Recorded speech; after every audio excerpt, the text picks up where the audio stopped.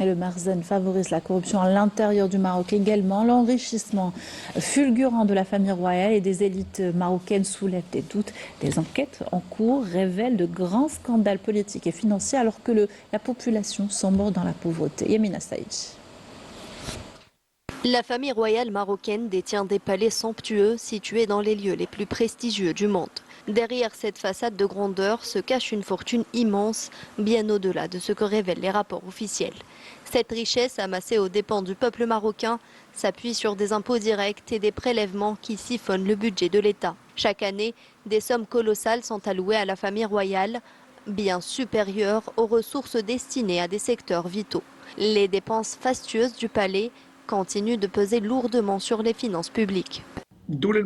L'État marocain engage d'importantes dépenses au profit de la famille royale, qui parallèlement se consacre au commerce et à l'investissement.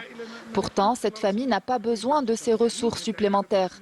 En plus de son budget annuel estimé à plus de 250 milliards de dollars, la famille royale possède des palais somptueux, chacun doté d'un personnel dédié et de services de sécurité spécifiques. Les coûts engendrés par l'entretien de ces résidences pèsent lourdement sur le budget de l'État, dans un pays qui a pourtant un besoin urgent de ressources dans des secteurs essentiels.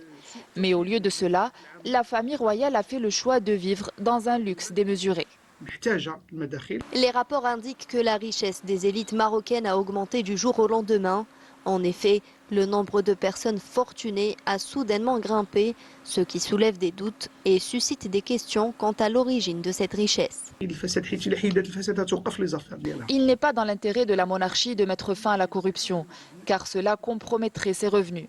Certaines ressources minières ne peuvent être commercialisées, mais la famille royale a accaparé l'ensemble des terres.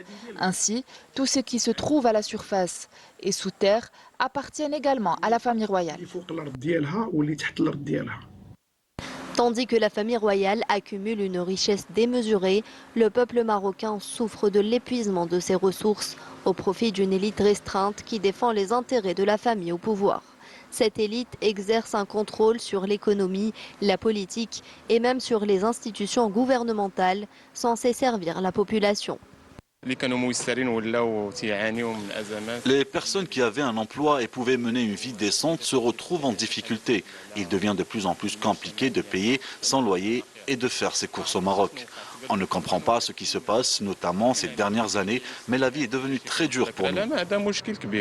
La pauvreté augmente de façon alarmante.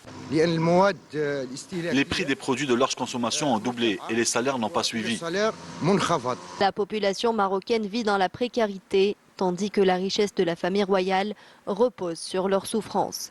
Le fossé entre riches et pauvres se creuse de plus en plus, alimenté par une corruption systématique.